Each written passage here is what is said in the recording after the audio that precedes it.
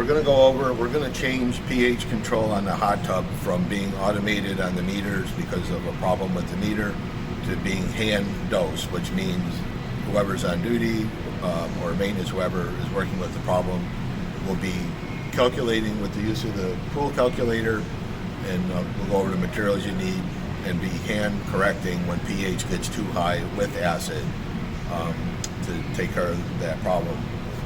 On your shift, you're going to want to check the meter on the wall. We're still going to use a display along with the health department required testing to indicate when a correction is needed.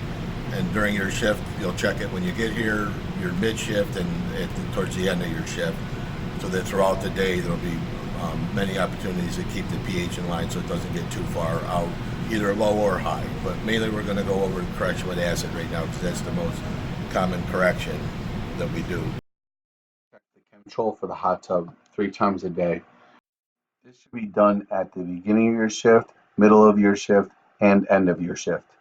Dave's showing you how to cycle through the different settings on the pH there from off to manual to auto. We're actually going to disconnect the pH pump altogether. On the right hand side, he just showed you where the switch was to power it off. Leave it off for a few seconds, then power it back on.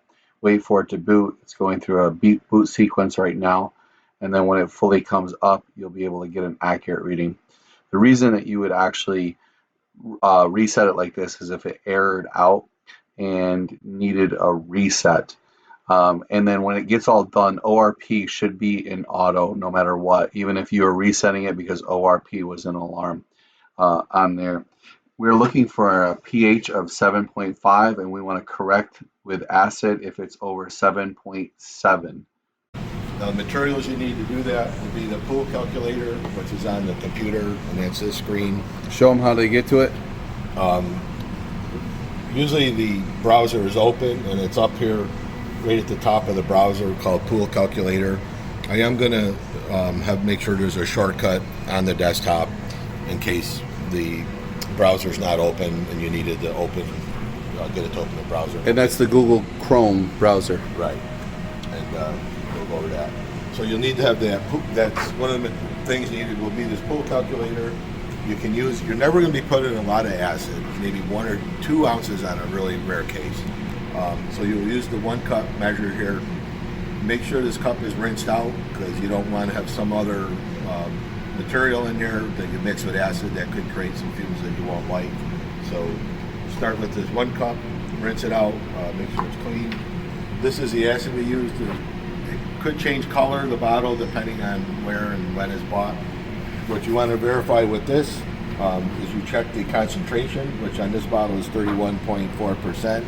And on your pool calculator setup, you'll see here under pH, which is the pink bar, there's a matching 31.4%. If your concentration of your acid bottle ever changes, you can pull up adjustments here and match that, and that will assure that the calculation this makes is correct. And then the other thing, and this anyone that's been doing testing here has probably heard me say many times, before you make chlorine or bromine now and pH corrections, you have to make sure your alkalinity is right. And I can show you an example of why that's important, because if you look at the screen right now, just with the numbers that are on it, it's calling for 1.7 ounces of acid by volume, and that was at an alkalinity of 130. Now if I watch the 1.7, I'm going to change the alkalinity to 50, which in the hot tub is certainly a possibility. You'll see how drastically it dropped the amount of acid you're using. So that's why we stress keeping the alkalinity at that set point of 130, because it does affect both the sensing and the correction calculations on bromine and pH. So those are the things you need to do before you start doing the pH. You'll need to have your materials on hand that we showed and verify your alkalinity is at a good place. I mean, if it's 120, that's fine, but you don't want a severely lowered alkalinity when you're making these corrections. So once you're all set up, you've got the pool calculator up. So Dave, should they be able to trust the alkalinity given them by the health club attendant, or do they need to check their own? I would check your own, especially the more time that's gone by since the reading was taken. And if you see a problem with the pH, verify alkalinity. Because if you find that way off, get that corrected before you even consider doing any dosing to correct the pH, because it will affect it.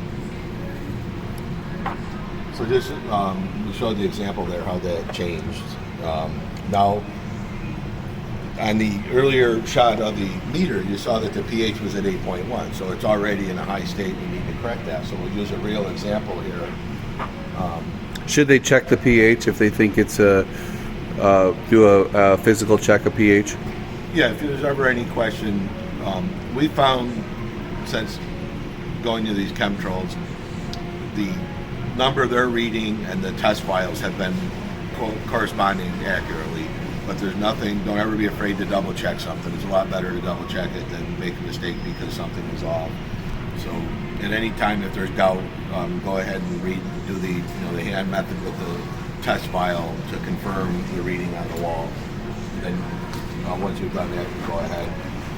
So we saw a reading on the meter there of 8.1 for pH right now. So I'm going to put that in here. You got to put your alkalinity back. Right, and I put the alkalinity back,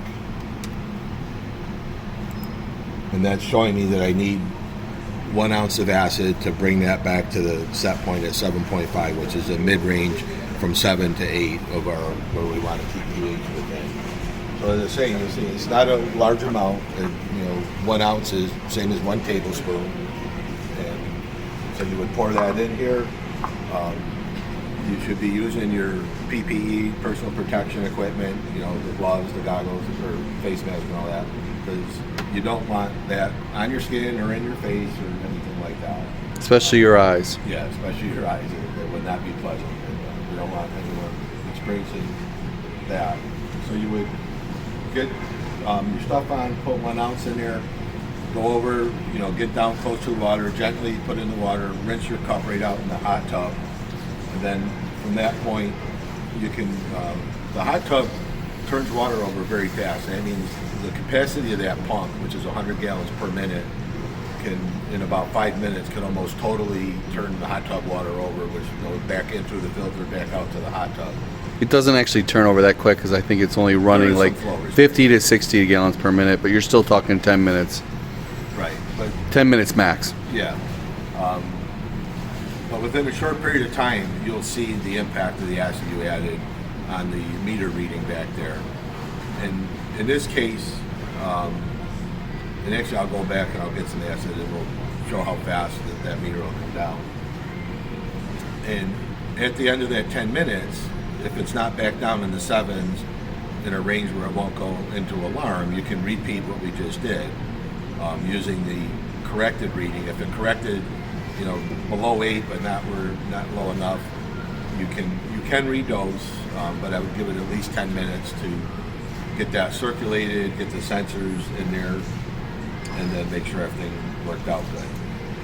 So in a moment I'm going to add the acid and we'll watch what the meter does, or we'll at least show a screenshot and then give you an indication of the number of minutes it took to get there.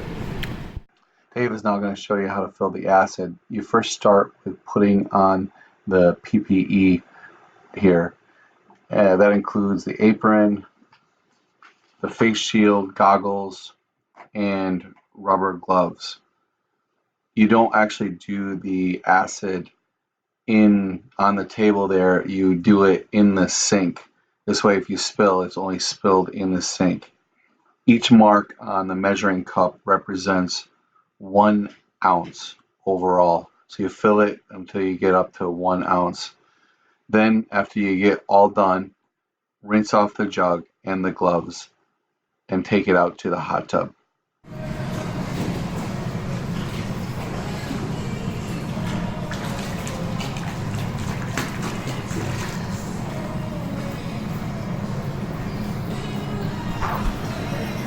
After it was all done, I went and checked, and it was a little high. We had to retreat again.